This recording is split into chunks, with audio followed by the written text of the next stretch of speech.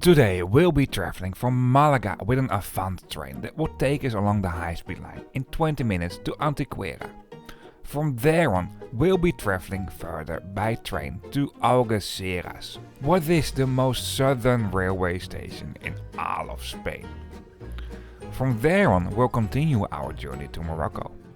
But for this video, we'll be traveling with a local high-speed train and a medium-distance train within Spain. So join us. Join me on the last leg of this journey to Morocco by train from the Netherlands. I don't know in what order I'll edit or upload this. Anyway, we departed this morning from Malaga. Now we're in Antequera Santa-Ana and we'll be traveling with this train here to Algeciras. From where on we'll catch a ferry to Tanger. For now, let's get this video on the track and let's roll the intro.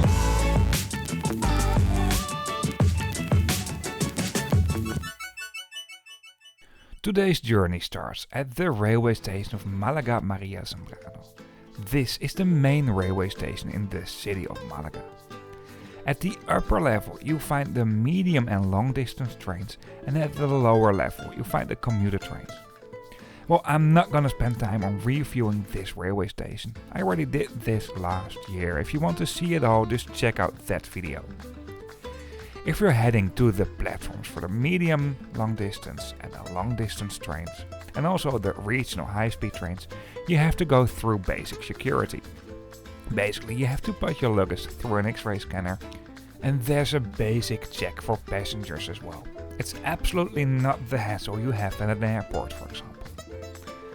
Right after this, you are in the, kind of checked area, if you want to compare this with an airport. For most trains, and especially the high-speed trains, you have to go through another ticket check before you can go to the platform. And this was also the case for us. We were traveling with an Avant train to the railway station of Antequera Santa-Ana. While this, not very close to the town of Antequera, but it's a railway station located directly along the high-speed line. The final destination for the train that we'll be taking today is Sevilla. I reviewed exactly these train types not too long ago actually, on the route from Granada to Malaga as well. These are the Avant trains and the top speed for these trains is 250 km per hour. There are some challenges when it comes to ticketing for trains in Spain. For all the trains we had on this route, you find tickets that do include a seat reservation. However, the booking terms for the trains is slightly different. This Avant train here could have been booked already, longer in advance than the next train that we'll be taking. That train could only be booked 1 week prior departure. This can be a little bit challenging, and especially on busy days. For example, what if this train here on the left would have been fully booked? Then we needed to find other trains. Well, that would still have been possible though. But this makes it really challenging for people to book train tickets, because sometimes it might seem like there are no trains, for example on a specific route, while there are trains. And sometimes it's also cheaper to book all trains in one single go instead of booking every segment. The best thing is to check the timetable on a short term, and from there on you can decide how your journey is going to look like, but there's never ever a 100% guarantee, of course.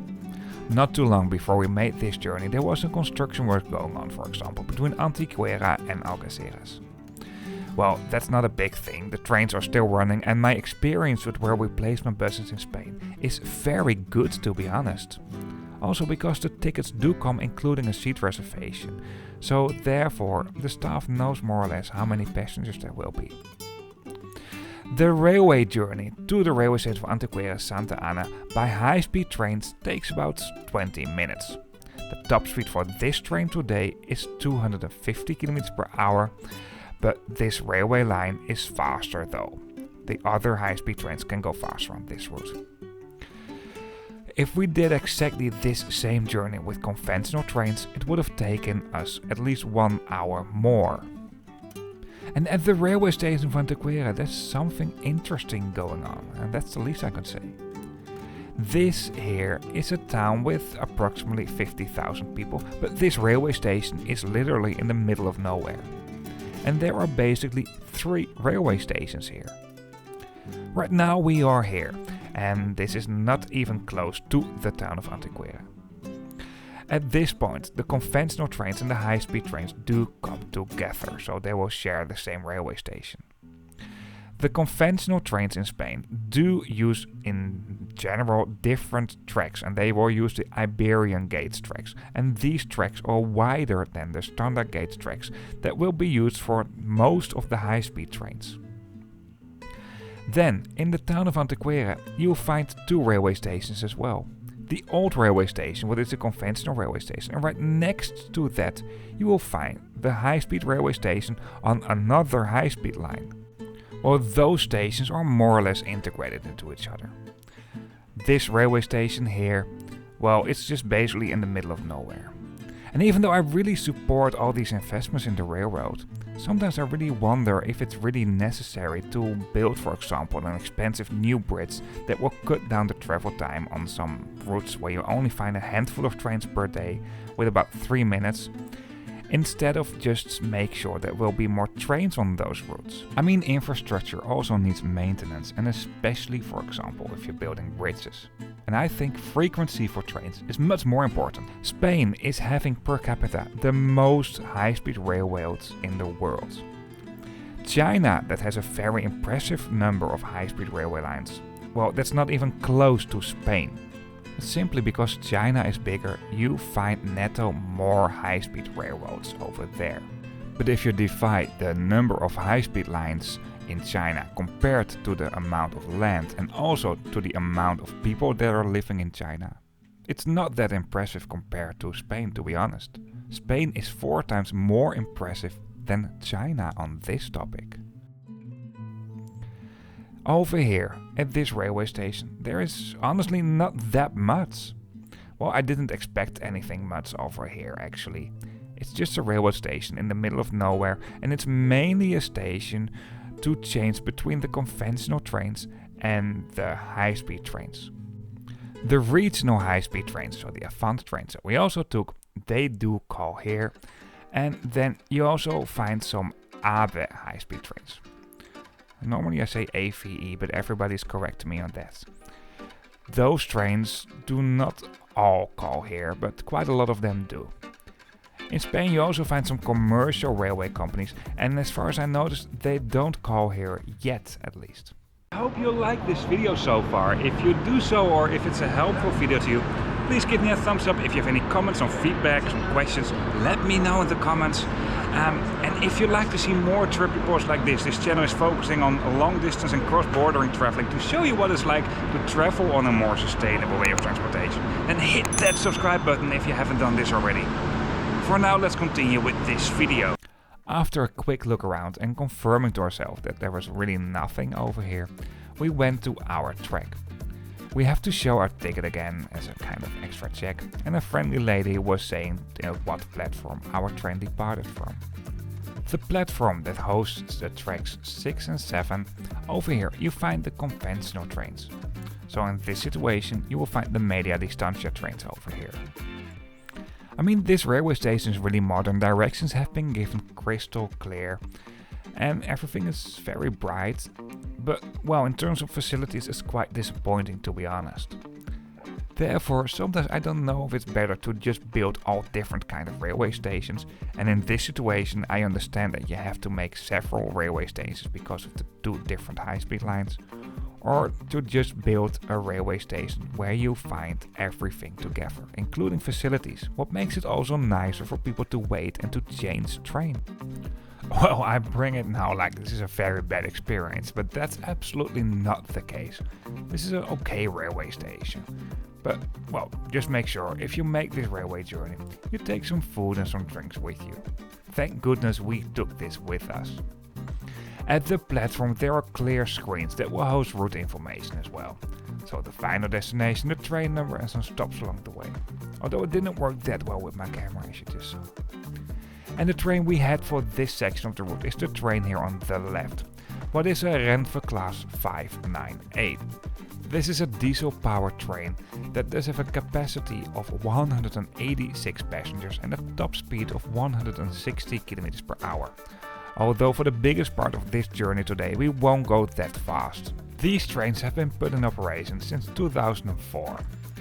These trains do come in one class only, and therefore at the side of the train you won't find that much information about what facilities can be found where. These are rather simple trains. They're medium distance trains, and they're also being used for some commutes in the region.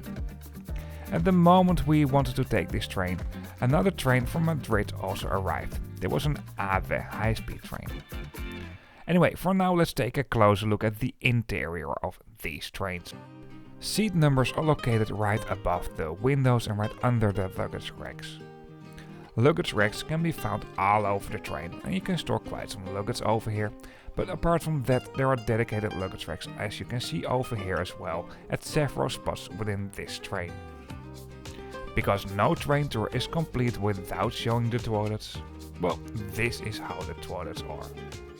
Pretty fine, nothing special. These are the regular toilets, and there's also a bigger accessible toilet. This comes including a diaper changing facility if you're traveling with a little baby. These trains do come in one class only, and they're not that special. Right at the entrance doors there is some information about what facilities can be found where and also what safety features are where. There are some bay seats, so seats facing each other with a table in between, and personally I don't like this bar over here. If I have this to myself it's okay though, but if I have people opposite from me, I don't really like it. It's not bad, but it's definitely not my favorite train. You can fold these tables out to make them slightly bigger, and there's a cup holder within these tables. You can take bikes on these trains, but as far as I notice you need to make a reservation, and this can only be done at the moment you want to take the train at the station. Maybe I'm wrong on this, if so please let me know in the comments. Originally we booked a seat next to the window that was not so nice, so we moved somewhere else because there were just plenty of free seats available during this ride. What seats can be found in what directions have been marked crystal clear within these trains. You basically can't miss that. Apart from the carriage number, the seat numbers only appear once in these trains. So instead of having, for example, car 1, seat 11, car 2, seat 11, this just goes, well, for the entire train. What's actually quite easy in a way. There was this kind of dining car facility over here, but, well, with some vending machines, but they were all not working. What is a pity though. I mean, I just truly like dining cars, and well, even if it's a vending machine, this is not long distance trains, there's something special about this. Right next to this, there's some more space for luggage. I mean, if you're traveling with a lot of luggage, you don't have to worry in these trains. You can really take a lot of luggage with you. And right next to this, you find the bigger accessible toilet. This toilet is rather big, and just like the other toilets, you can also use this as a diaper changing facility if you're traveling with a little baby. For the rest, again, nothing special. Let it be no surprise that close to this you find the accessible area within these trains, so for passengers traveling in a wheelchair. And that's basically it. LED screens at the end of the compartments do host basic route information. For passengers traveling in a wheelchair, at the point close to the accessible area, you also find dedicated lifts. So if you're traveling in a wheelchair, you can be lifted up from the platform into the train, so you don't need assistance at the railway stations themselves. What is perfect, because this train does call at very small stations along the way. Let's do a seat tour.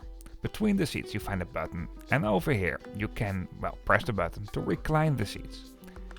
If I fully recline then, well, this is pretty laid back to be honest. There's a sturdy fold-out table, what's also quite big in the seat in front of you, and there's something like a magazine rack, but that doesn't work. The amount of legroom is really good actually. I'm quite a tall boy, so it might look tighter than it is, especially if I fully recline these seats. Coat hangers are located at the side, and all windows do have a sunscreen. Well, these are very simple trains, so I'm not gonna spend much more time on this. On its way to Algeciras, this train also calls at Ronda, a very beautiful and famous town in Andalusia in Spain. For the last bit of this video, I'll just show you some views from the train between Antequera and Algeciras, the most southern railway station in all of Spain, and it's also a terminal railway station. For now, just sit back, relax and enjoy.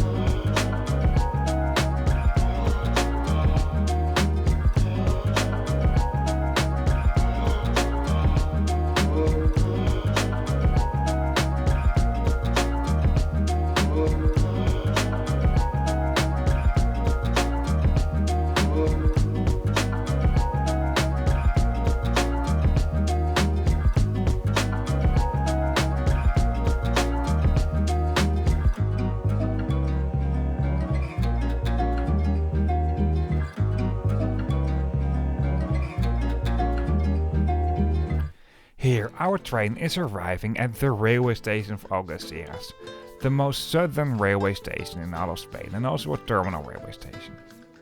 From and to here you won't find that many long distance trains, basically one intercity train per day that goes to Madrid or comes from Madrid, and that's a train you can see right here on the left. All the other trains here are basically the Media Distancia trains, and the frequency of the trains is not that much, to be honest. I noticed when I was traveling to here there were lots of construction works and improvements on the railway tracks, and I think this is great to see. If you're traveling with the long distance train, you also have to go through some basic security, and this here is the main concourse of this railway station of Algeciras. There's a car rental company, some ticket counters, some vending machines for snacks and drinks, and that's basically it. At the front there are quite a lot of taxis, and the bus stop for both regional and long distance buses is not too far away from here either. So welcome to Algeciras, the final destination within Europe for this journey. I don't know what order I'll edit or upload this. From here on we'll take a ferry to Morocco. And obviously I make some trip reports over there as well. For now, I hope you liked this video or this has been helpful to you. If so, please give me a thumbs up. And if you'd like to see more trip reports of more sustainable ways of transportation, the main focus for this channel is long distance and cross-bordering traveling, to show you what it's like to travel on a more sustainable way of transportation, then hit that subscribe button if you haven't done this already. Some comments, some feedback, some questions, and if you just want to say hello, feel free to leave a comment. Before we really end up this video, one last thing. Once again, thank you for watching. I hope you liked this or this has been helpful to you. Other videos can be found on this channel, and if you want to see all trip reports on a map, in the description of this video on YouTube you find a link to a map, and there you find it all as well, but then on a map. See you on the next video.